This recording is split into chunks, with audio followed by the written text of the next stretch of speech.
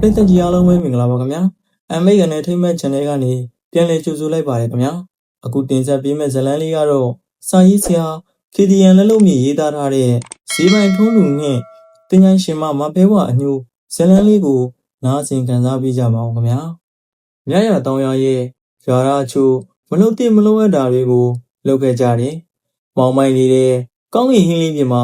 ခြေစင်ပေါင်းတို့တောက်ပနေကြတယ်။လူငယ်တစုရွာရဲ့တင်းငိုင်းတွင်တစုံတစ်ခုကိုတူးပေါ်နေကြတယ်။အောင်တန်း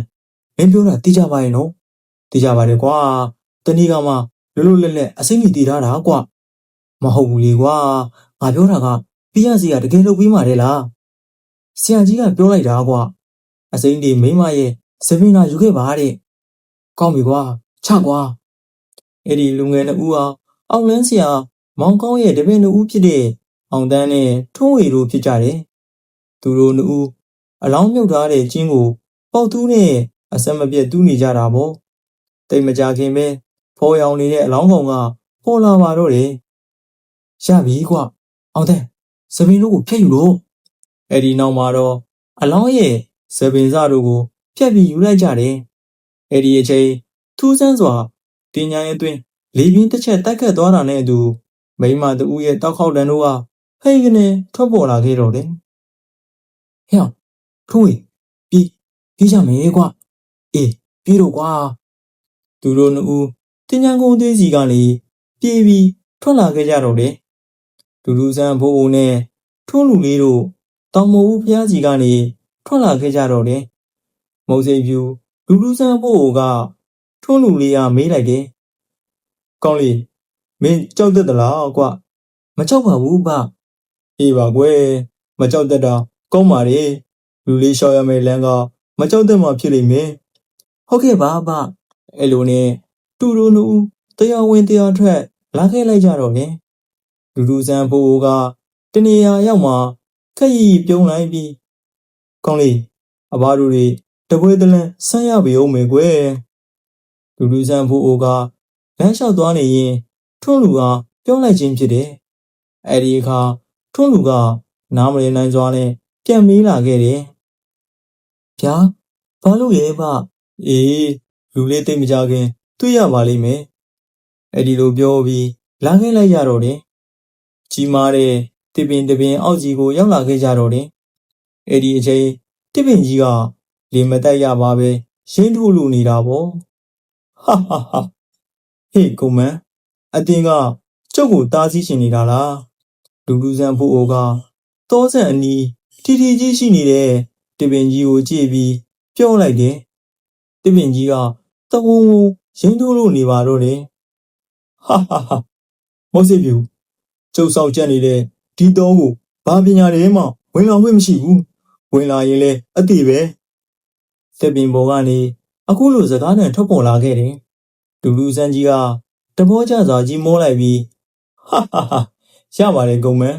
ကျုပ်ကမကြောက်တတ်ပါဘူးတင်လောက်ရရှိတာလှုပ်ဆန်းပါအဲ့ဒီအခါတစ်ပင်ပေါ်ကနေဘလူးကြီးတစ်ကောင်ခုန်ဆင်းလာခဲ့တော့တယ်ရေပြင်ပေါ်ကိုဒူးတစ်ဖက်ထောက်ပြီးညာဘက်လက်မှာလည်းတန်လျက်ကိုကန်ဆောင်ထားတယ်ဒူးဒူးဆန်းဖိုးကလည်းလက်ကတောင်မွှေးကိုရေပြင်စီအားနဲ့စောက်ချလိုက်ပြီးတောင်မွှေးကလေပေါ်ကိုသုံးပြီးခန့်မိသက်သွားခဲ့တယ်ပြီးတဲ့အခါဒူးဒူးဆန်းလက်ထဲဓာတ်တလက်အဖြစ်ပြောင်းပြီးရောက်လာခဲ့တော့တယ်ပြောင်းစီလူလူဆန်းမောစိတ်ဖြူကအဲ့ဒီလိုပြောလိုက်ပြီးအသက်20ကျော်အရွယ်လူငယ်တူအဖြစ်ပြောင်းသွားခဲ့ပါတော့တယ်။အော်အတင်ကအာနာဆက်ပတ်သက်ကိုကဲတင်ကျုံဆောင်ချက်နေတဲ့တော့မှတင်ဖို့တာပြင်တော့ဂုံမန်ဘလူးကပြောပြီးတာနဲ့လူထူးဆန်းကြီးစီပြေးလာနေပါတော့တယ်။လူလူဆန်းဖိုးကမကုတ်တရုပ်ပြုံးလိုက်ပြီးမှကောင်းလေးမင်းအပြင်းပြေတပ်ပွဲလေးကြည့်ပါအောင်ကွာလူလူဆန်းဖိုးကထွန်းလူအားပြောလိုက်ပါတော့တယ်အဲ့ဒီအခါဂုံမန်ခုတ်လာတဲ့ဓာတ်ချက်ကိုအသာသူ့ရဲ့ဓာတ်နဲ့ခုခံလိုက်ပါတော့တယ်တိန်းဆိုတဲ့တန်ချင်းထိရိုက်တံကမြည်ဟိန်းသွားခဲ့တယ်အဲ့ဒီအခါဂုံမန်ကလေပေါ်ကိုခုန်တက်သွားခဲ့တယ်လူလူဆန်းဖိုးကလေပေါ်ခုန်တက်ပြီးဂုံမန်အားတိုက်ခိုက်ပါတော့တယ်ခဏအကြာလူလူဆန်းဖိုးကဝီရှုနက်ကနှမင်းကြီးခါတာကို ထက်ကန်ရိုးကြကြပြုတ်ဖက်လို့ဂုံမန်ဘလူးအားတိုက်ခိုက်ပါတော့တယ်။အဲဒီအခါဂုံမန်ကဗီရှုနကနတ်မင်းရဲ့ဂါရာကြောင့်ရေပြင်စီမှာလူးလိုက်နေပါတော့တယ်။လူလူဆန်းရက်ပါတော့ဆက်မဆူပါနဲ့တော့ဂုံမန်ကတောင်းပန်ပါတော့တယ်။အဲဒီအခါလူလူဆန်းဖို့ကမကုတ်တရုတ်ပြုံးလိုက်ပြီးဂုံမန်ဘလူးအားပြုံးလိုက်ပါတော့တယ်။မှတ်ထားပြီပါ။တောဆောင်ဂုံမန်ကျုပ်ကအာနာဇက်ဖတ်တဲ့တင်လို့မမှုပါအဲ့ဒီအခါမှာလူလူဆန်းကအပိုးအိုးအသွင်းပြန်ပြောင်းလိုက်ပြီးထုံးလူလေးဟာပြောလိုက်ပါတော့တယ်ကောင်းလေးမကြခင်တေဘူးတရက်နီးပြန်တော့မယ်နေလုံးဝင်တော့မယ်ကွာအဘတို့ခီးဆက်ရရအောင်ဟုတ်ကဲ့ပါအဘအဲ့လိုနဲ့သူတို့နှစ်ဦးဂုံမန်ဘလူးဆောက်တဲ့တောစီကနေထွက်ခွာလာခဲ့ကြတော့တယ်ထုံးလူရဲ့အသွေးထဲမိကုံအချိုရှိလို့နေတာပေါ့ဒါကြောင့်သူကလူလူဆန်းဖို့အားမေးကြည့်လိုက်တော့တယ်အဘပြောတဲ့တေဖို့တရက်နီးလာပြီးကဘာလဲဗျသားတို့ကတေတော့မှတယ်လားဗျနူးနေတဲ့ကလေးတယောက်ရဲ့အမေကြောင့်လူလူဆန်းဖို့ကခက်ရီပြုံးလိုက်တယ်ဟာမသိသေးပါဘူးကောင်းလေးဒါပေမဲ့လူလေးမှတ်ထားပါလူတွေဟာအသက်ရှင်ရက်ကအကန့်အသတ်ရှိတယ်ကွဒီတော့တရက်ကုံဆုံးခြင်းကတိမဲ့ရက်စီတရက်နီးကပ်လာတာပါပဲလူရင်းနားလေအောင်ပြောရရင်အဘတို့ခီးသွားနေသလိုပေါ့ကွယ်တဖြည်းဖြည်းနီးလာသလိုမျိုးပေါ့အော်တားနာလေးပါပြီအဘရဲ့ဟေးဒီတော့မသိခင်ကျန်တဲ့ရက်တွေမှာကောင်းတာလေးတွေလုပ်ပေးပါအသက်ရှင်နေတာဟာနောင်ဘဝအတွက်ရိတ်ကာစုဆောင်မှုအချိန်ကြီးပေးနေတာပါပဲမှတ်ထားပါလူလေးလူတွေရဲ့ဘယ်လိုတကူကပတီတို့နဲ့လုံယူလို့မရတာအချိန်ပဲကွဟုတ်ကဲ့ပါအဘဒါမှတ်ထားပါမယ်ဗျာအဲ့လိုနဲ့သူတို့တွေခီးဆက်လာခဲ့ကြပြန်တယ်လူလူဆန်းဘိုးကညနေနေဝင်ရောအချိန်သူ့ရဲ့ခြိလန်းတွေကိုတင်းချိုင်းတနေရာစီဥတီသွားလိုက်တယ်ထုံလူလေးကတော့ဘာစကားမှမပြောတော့ပဲနောက်ကနေကက်ပြီးလိုက်လာခဲ့တော့တယ်တိတ်မကြခင်ပဲသူတို့တွေအုပ်ကူဖြူဖြူတွေမှတ်တိုင်ထိုးထောင်တွေကြားဝင်လာခဲ့လိုက်ကြတော့တယ်အဲ့ဒီအခါလူလူဆန်းဖို့ကအုပ်ကူတစ်လုံးအပေါ်တင်မလင်ပွေတက်ထိုင်လိုက်တယ်ထုံလူလေးကရှေ့ကအုပ်ကူလေးပေါ်တက်ပြီးထိုင်လိုက်တယ်ကောင်းလေးမင်းကသူ့ဘရစာသားဆိုတော့မကြောက်တတ်ဘူးမဟုတ်လားကွယ်လူလူဆန်းဖို့ကထုံလူလေးဟာလှမ်းမေးလိုက်တဲ့အခါလူကြီးတယောက်နဲ့မချအကြောက်တရားကင်းမဲ့နေတဲ့ထုံလူလေးကမကြောက်ပါဘူးဗျအေးကောင်းလေကွယ်တိတ်ကောင်းလေမှတ်ထားကောင်းလေးလူတို့ဌာနီကဘာမြေမှာညီမျှပင်လောဘဒေါသမာနတွေရှိကြပါစေအောင်တော့ငွေကြီးဥစ္စာဖောချေဝကြပါစေအောင်တော့နောက်ဆုံးတစ်နေ့မှာဒီနေရာစီကိုလာကြရတာပဲအခုပဲပြမုံဖြစ်နေလာရင်လားဒါမှမဟုတ်ရင်တော့လှစ်ပြရမယ်အငှားခန္ဓာကိုယ်လူလေးယောက်ထမ်းပြီးလာခဲ့ကြရတာပါပဲတော့မှတ်ထားပါမယ်ဗျကဲဒါဖြစ်ရင်အဘမြတ်တာဖို့အောင်မယ်ကွယ်ဂူလူဆန်းဖို့ကပြောပြီးတာနဲ့မျက်လုံးမိတ်ပြီးမြတ်တာတော့ကန္နာတို့ကိုထက်ကန်ရိုးကြကြရွတ်ဖတ်နေပါတော့တယ်ထုံလူလေးကလည်းလူလူဆန်းလို့တလို့မျက်လုံးလေးမိတ်တင်မလေးဝေထိုင်ပြီးနေလိုက်တော့တယ်အမောင်လူကလောကတကွင်ကိုလွှမ်းခြုံလိုထားတယ်ဒီတစ်ချက်တိုက်လိုက်တိုင်းတင်ညာကုန်းအသွင်းကညောင်မိုးစိတ်ပင်ကြီးကဟိုဘက်ဒီဘက်တပြောင်ပြောင်ရင်းထိုးနေဒီမှာနနာဘာဝတကောင်ရင်းညူရုံးကန်နေတယောင်ရှိနေတာပေါ့အဲ့ဒီအချိန်တင်ညာသွင်းကြီးကနေအရင်မဲမဲတွေထွက်လာပြီးအချင်းချင်းပြောဆိုနေကြတော့တယ်ဟဲ့အောင်လေငါတို့လောက်ွယ်ညာမြတ်ရတောင်ရကိုတွားရမယ်ကွာတင်ညာရှင်မမဖဲဝါကအဲ့ဒီရွာကိုမုံလို့ဖျက်ဆီးဖို့ပြောထားတာကွာဟုတ်တယ်ကွာတို့တွားကြမယ်အဲ့ဒီလိုနန္ဒဘာဝတို့ပြောနေတဲ့စကားတွေကိုလူလူဆန်းဖို့ကကြားရပြီးနှကန်းကိုအသာသူ့ယုံပြုံးလိုက်တယ်ခဏအကြာနန္ဒဘာဝတွေပျောက်ကွယ်သွားခဲ့ကြတော့တယ်အဲ့ဒီအခါလူလူဆန်းကမျက်လုံးကိုဖွေလာပြီးထွန်းလူလေးဟာလှမ်းပြောလိုက်ပါတော့တယ်ကောင်းလေးအဘတို့တွေနောက်3ရက်မတိုင်ခင်မြတ်ရတောင်ရကို သွားရမယ်ကွဗျာဘာလို့ဖို့လဲဗျအဘထွန်းလူလေးကလူလူဆန်းဖို့ကိုမေးလိုက်တယ်အဲ့ဒီကလူလူဆန်းကပြောလာပါတော့တယ်အေးကွယ်လောကမှာပညာချက်ဆိုတော့သားစီချင်းပဲတဘာဝဆိုတာပါဠိလိုတော့အရှိအတိုင်းလူတွေကခတ်ကြတယ်မလုပ်ရဆိုတဲ့အရာတွေကိုလုပ်ချင်ကြတယ်အရှိကိုတမူထူးချင်ကြတယ်နောက်ဆုံးမှာအဲ့ဒီလုပ်ရက်တွေကကိုယ်တိုင်ရေးတိမိတ်နေသူတယ်ကိုယ့်ရဲ့လုပ်ရက်ကကိုယ့်ရဲ့ကံပဲကောင်းတာလုပ်ရင်ကောင်းတာဖြစ်မယ်မကောင်းတာလုပ်ရင်မကောင်းတာဖြစ်တယ်မြတ်ဗုဒ္ဓကအခုလိုမိတ်ခဲ့တယ်ကွဟုတ်ကဲ့ပါအဘအေးအခုလာမယ်3 ရက်နေ့လောက်ွယ်ညကိုအဘနဲ့လူလေးတားစီရလိမ့်မယ်ညရာတောင်းရွာတဲ့မဖဲဝမုန်းတဲ့ရွာပေါ့ကွယ်ဗျာမဖဲဝဆိုတာဘယ်လိုမျိုးလဲဗျသူကဘယ်သူလဲဟင်ထွန်းလူလေးကလူလူဆန်းဖို့ဟာမေးလိုက်ပါတော့တယ်အေးကွယ်လူလေးမေးတဲ့မဖဲဝရဲ့အကြောင်းကိုအဘပြောပြပါမယ်မဖဲဝဆိုတာသုတ်တန်ဆောင်နဲ့ဒါမှမဟုတ်တင်ញိုင်းဆောင်ဘလူးမလို့ပြောရလိမ့်မယ်သူမဟာတာမန်တရေတဆွေတွေထက်အစွမ်းတကူရှိပြီးတရေတဆွေတွေကိုခိုင်းစီနိုင်တယ်ပါဇက်ရာဇဝင်တစ်ခုရဲ့အဆိုအရမဖဲဝါကလူစင်စစ်ဖြစ်တယ်သူမဟာငယ်ရွယ်ချုံးမိုးတဲ့အသားပြူပြူစပင်းရှိရှိအလွန်လှပတဲ့မိမိပြူတူပဲသူဟာအပြိုစင်ဘဝနဲ့ကွယ်လွန်ရာကနေတင်ញိုင်းဆောင်နဲ့ဖြစ်လာခဲ့တာပဲမဖဲဝါလို့ခေါ်ဆိုရခြင်းကသူမသိဆုံးချိန်မှာဝါပက်ပက်ဖဲဝတ်စားနဲ့တည်ဆုံးခဲ့တာကြောင့်အဲ့ဒီအရာတွေကိုအစွဲပြုပြီးမဖဲဝါလို့ခေါ်ဆိုကြတာပါပဲကွယ်။အော်တိတ်ထူးဆန်းတာပဲနော်အဘ။သူကအကောင်းသလားတို့ကိုလည်းထမ်းနေဆိုပဲဗျ။ပြီးတော့ဘယ်လိုနေရာတွေမှာရှိနေတာလဲဗျ။ထွန်းလူလေးကလူလူဆန်းဖို့ကိုထပ်မံမေးလိုက်တယ်။ဟုတ်ပါတယ်လူလေး။သူက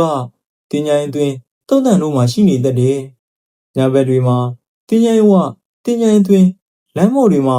အကောင်းသလားထမ်းပြီးသွားလိုက်နေသူဖြစ်တယ်။သူကတမန်နနာဘာဝတရေတစီတွေကိုထိန်းချုပ်ရသူဖြစ်တယ်။သူကတော့ကွင်းမှန်ကြီးရဲ့ညီမတော်ဆက်တယ်။ကွင်းမှန်ကြီးကတင်ញိုင်းရဲ့ဘရင်သမားဆိုရင်မဖဲဝါကတော့စစ်သူကြီးတောင်ဝန်ခံဖြစ်ရာထူးရှိတယ်။အကောင်းသလားထမ်းရခြင်းကဒီလိုရှိတယ်ကွ။မဖဲဝါကညဘက်တွေမှာအကောင်းသလားတစ်လုံးကိုထမ်းလို့ရွာကိုလှည့်ပက်လိရှိတယ်။အဲ့ဒီအခါသူထမ်းလာတဲ့အခေါင်းကိုအိမ်တစ်လုံးရှိချလိုက်တဲ့အခါအဲ့ဒီအိမ်ကလူတွေတေချာရတာပါပဲလူလူဆန်းဖို့ကရှေလျားစွာရှင်းပြလိုက်ပါတော့တယ်။အော်တိတ်ထူးဆန်းရပဲနော်ဘာရဲ့ဟုတ်တယ်ကောင်းလေကဲအဲ့တော့ကွယ်အဘတို့မနှက်ကြရင်ခီးဆက်ရရအောင်မယ်ဟုတ်ကဲ့ပါအဘအဲ့ဒီနောက်မှာတော့သူတို့နှစ်ဦးအုတ်ကူတွေအပေါ်လဲလျောင်းအိတ်ဆက်လိုက်ကြတော့တယ်။နောက်တနေ့မနက်သူတို့နှစ်ဦးရရတောင်းရွာကိုထွက်ခွာလာခဲ့ကြတော့တယ်။ကဲလူလေးဒီနေ့လေတို့တွေအသက်ရှင်ခွင့်ရှိသေးတယ်ကွ။ဒီတော့ကောင်းတာလေးတွေလုပ်ဖို့ကြိုးစားရမယ်ကွ။အချိန်ရရင်ဖျားကုံတော်ကိုအာယုံပြုပါကွယ်။ဟုတ်ကဲ့ပါအဘ။ဒီနောက်မှာတော့သူတို့နှစ်ဦးရရတောင်းရွာစီလာခဲ့ကြပါတော့တယ်။ဝနာတခွင်မှာကောင်းဝေကြီးကကြည်လင်နေလို့သူရင်းနေမင်းကြီးကအညိုးကြီးစွာပူနေပါတော့တယ်။ထူးဆန်းတာကလူလူဆန်းဖို့ကိုသူကချွေးတစ်စက်မှမထွက်ပဲ။အဘမပူဘူးလားဗျ။ချွေးလည်းမထွက်ဘူး။ထွန်းလူလေးကလူထူးဆန်းကြီးဟာမေးလိုက်တယ်။အဲ့ဒီအခါလူကြီးကခက်ရည်ပြုံးလိုက်ပြီးမှအေးကွယ်လောကမှာလူတွေကိုခန်းစီနိုင်တာကစိတ်ရတကူပဲစကပိုင်းအတွင်းမှာအကျဉ်းကြီးများစွာပြောင်းလဲနေတဲ့စိတ်ကလူတွေကိုအပူဝေးနာတာတာတာဆာလောင်တာအပြင်လုပ်ဖို့မလုပ်ဖို့တို့ကိုခန်းစီနိုင်တာပါပဲဒါကြောင့်ကြီးမြတ်တော်မူတဲ့ဒုဘုရားရှင်ကညီတော်အာနန္ဒကိုအခုလိုမိတ်ခဲ့တာပေါ့အယံတခောအာနန္ဒစေတတိကံတုကံဒုက္ခံဒေါမနတတောမနတံဥပိ္ပခါတဲ့လူလေးနားလေအောင်အဘပြောပြရရင်အာနန္ဒ ချစ်သားအနန္ဒစေတတိကံလူတို့ကစိတ်မှဖြစ်တတ်တဲ့စေတတိတရားတို့ကိုရှိကြကုန်၏တဲ့ကွယ်ဒါမှတ်ထားပါမယ်ဗျအဘရဲ့ဆုံးမမှုတွေကိုတာနာတော့ပါမယ်ဒီပါကွယ်အဘတို့ရဲ့ပဋ္ဌာန်းဆက်ကျမ်းမာလေးတယ်အဲဒီလိုနဲ့သူတို့နှစ်ဦးညရတောင်းရစီထွက်ခွာလာခဲ့ကြပြန်တယ်လူတွေဟာဘယ်လောက်ကိုပဲလို့မယမနာကျန်စနေကြရပါတယ်တကားငှက်တွေက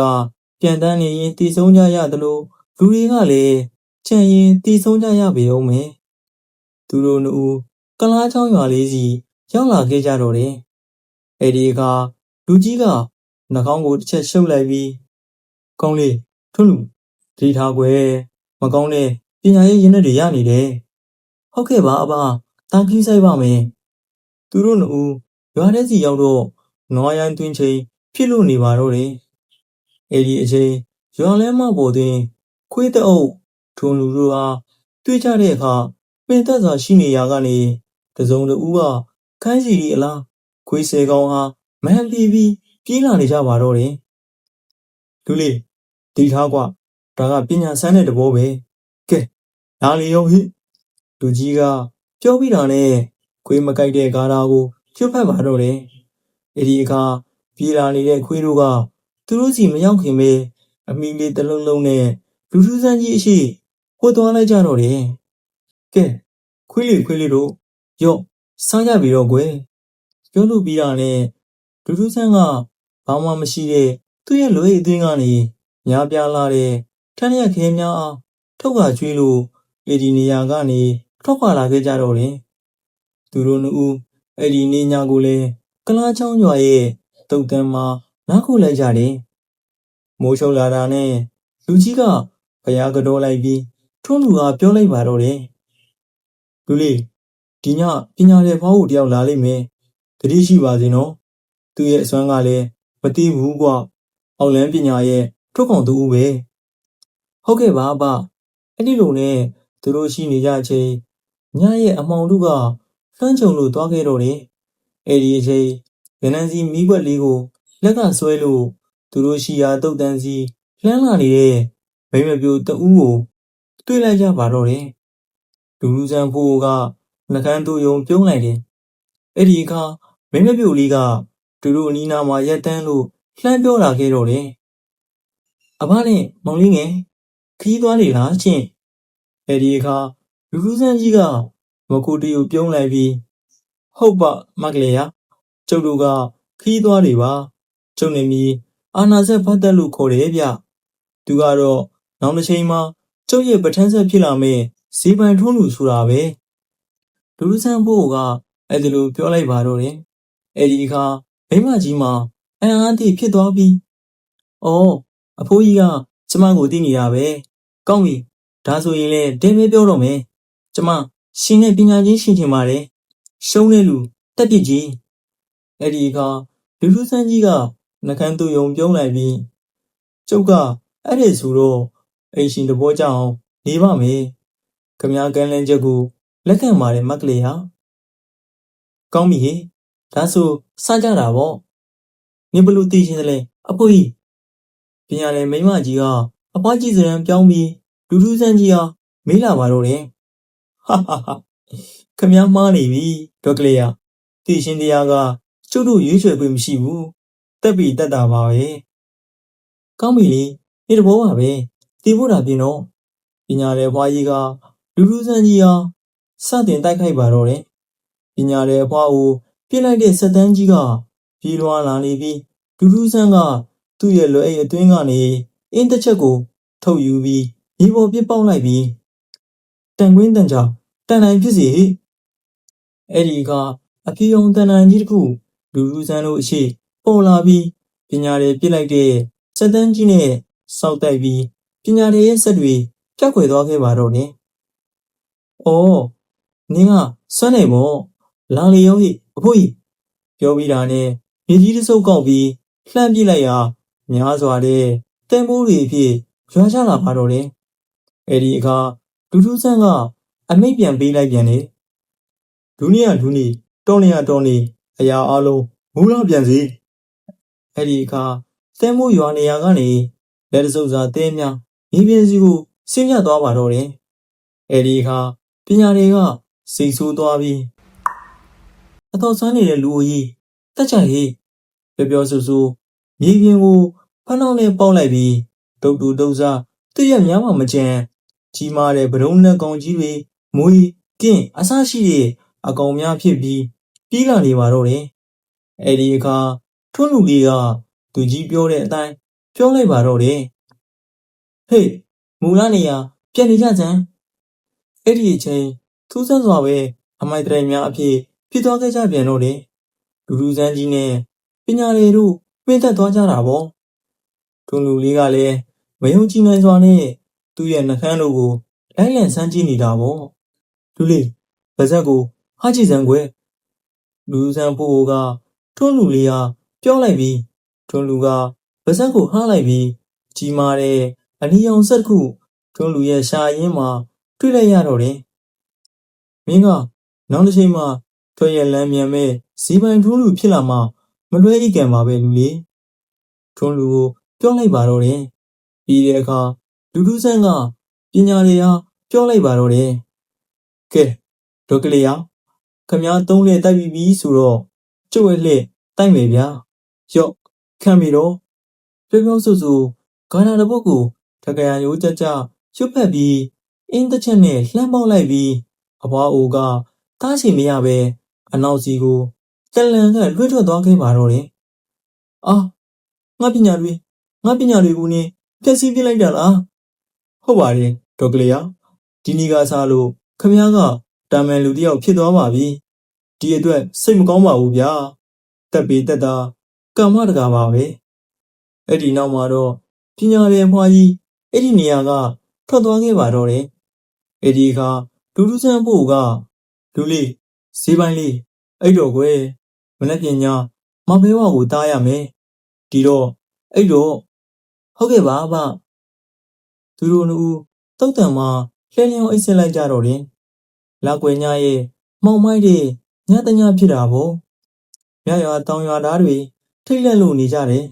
။အလုံးအေးပြင်မထွက်ကြနဲ့ဟေးမဖေးဝါလာနေတယ်။အမလီဖျားငါတို့အိမ်ရှိတော့မချခဲ့ပါစီနဲ့။သူထမ်းလာကြီးကိုကလေးတွေအိတ်နေကြကွယ်။ဂျာသားတွေအခုလိုတယောက်တစ်ပေါက်ရေရွတ်နေကြတယ်။မဖေးဝါကတော့ရွာကိုလှက်ပက်သွားနေတော့တာပေါ့။မောင်မိုက်တဲ့တင်းကျန်းသွင်းမှာလူကြီးတူဦးနဲ့ကလေးတူခြေလမ်းမှန်မှန်နဲ့ဝင်ရောက်လာခဲ့ကြတယ်။သူတို့ကတော့လူလူဆန်းဖို့ဦးနဲ့ဈေးပိုင်ပေါက်စထွန်းလူလေးတို့ဖြစ်ကြတယ်။ထွန်းလူလေးရဲ့လက်ထဲမှာလဲထမင်းတို့တစ်ထုပ်ချက်တကောင်ကင်ထားခဲ့တယ်။အောက်ခုတလုံးရှိသူတို့ရက်လိုက်ကြတယ်။လူလေးထမင်းတို့နဲ့ချက်ကောင်ပေးစမ်းကွယ်။ရော့ပါထွန်းလူကလူလူဆန်းအားကမ်းပေးလိုက်တယ်။အဲ့ဒီအခါလူကြီးကအုပ်ကူအပေါ်တင်လိုက်ပြီးအောင်မြင်ထေဝါတဲ့အတန်းနဲ့လှမ်းပြောလာပါတော့တယ်။ဒီတင်ញိုင်အောင်စောက်ကြက်ပါတဲ့တင်ញိုင်အရှင်မဖဲဝါတင့်အားကျွန်ုပ်ကတွေ့လိုပါတယ်လာပါလာခဲ့ပါအဲ့ဒီလိုပြောလိုက်ပြီးသိမကြခင်ပဲအကောင်းတန်းမိမတူရွာဘက်စီကနေတရွေလာနေပါတော့တယ်ပြီးတဲ့အခါသူတို့အနီးခလန်လန့်မှာရက်တန်းပြီးအော်ရှာအကွဲစွာနဲ့မိလာပါတော့တယ်နင်ကဘာလို့လဲငါ့ကိုဘာလို့ခေါ်တာလဲဘာလို့သိရှင်တာလဲကျုပ်ကအာနာဇတ်ပတ်သက်ဖြစ်တယ်ကျုပ်ခေါ်ရတာကလည်းတင့်အားမေတ္တာရက်ခံမလို့ပါမြတ်ရွာတောင်ရွာအပေါ်ထားတဲ့တင်းရဲ့အညိုးတွေကိုရက်ပေးဖို့ဟာမရက်နိုင်ဘူးဟေ့ဒီရွာကိုငါမုန်းတယ်ငါတက်မယ်တရားရှင်မမှားနေပြီရွာနဲ့ရသားတွေနဲ့မဆိုင်ပါလူနှစ်ယောက်ကြောင့်တရားလုံးကိုတက်ဖို့မလိုဘူးထင်တယ်လို့တယ်သူတို့ကဒီရွာသားတွေပဲဒီတော့တက်မယ်တင်းရဲ့ဆုံးဖြတ်ချက်ကိုပြင်ပါဦးပြားတကောင်ကြိုက်ခံရတာနဲ့ပြားုံတုံလုံးကိုမီးရှို့ပစ်တာကမှားတယ်မဆိုင်တဲ့ပြားတွေပြားပေါက်လေးတွေသူတို့ရဲ့အသက်တွေသူတို့စောက်ထားတဲ့ပြားရင်လေးတွေကိုငှက်ပေးတဲ့နဲ့အဲ့ဒီလိုပဲဥယျာဉ်တစ်ခုက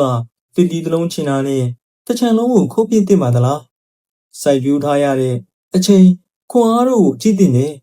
အဲ့ဒီလိုပဲလူနှစ်ယောက်ကြောင့်ရထောက်ရခဲလူအသက်ပေါင်းများစွာကိုဖျက်ဆီးပစ်တော့မလို့လားလူဆန်ဖိုးအိုကပြောလိုက်ပါတော့တယ်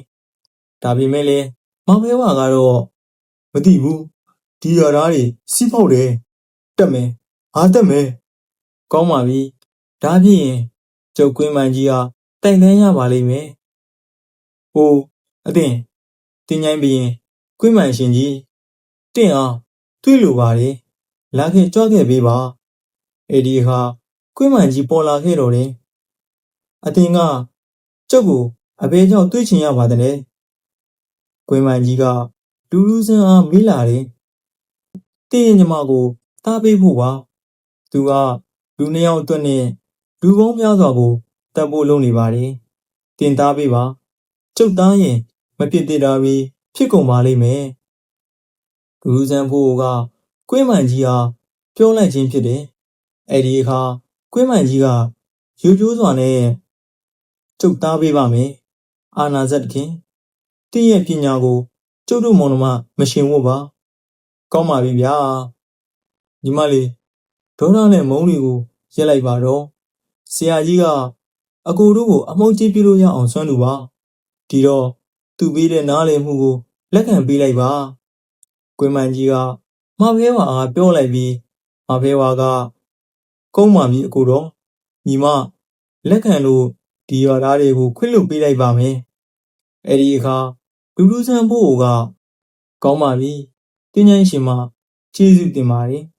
တင်းအတွက်ယူလာတဲ့စားတော့စရာတို့ကိုစားတော့လိုက်ပါဦးကျုပ်တို့ကိုလည်းခွင့်ပြုပါဦးဗျာကျုပ်မင်းတို့နဲ့ရံမီမပွားရှင်လို့ပါချစ်စိတ်ကိုရှိသည်မုန်းစိတ်ကိုတူစီတဲ့အဲဒီလိုပြောပြီးအမောင်ထုတဲ့ထုံလူလေးကိုခေါ်ပြီးထွက်လာခဲ့လိုက်ကြတော့တယ်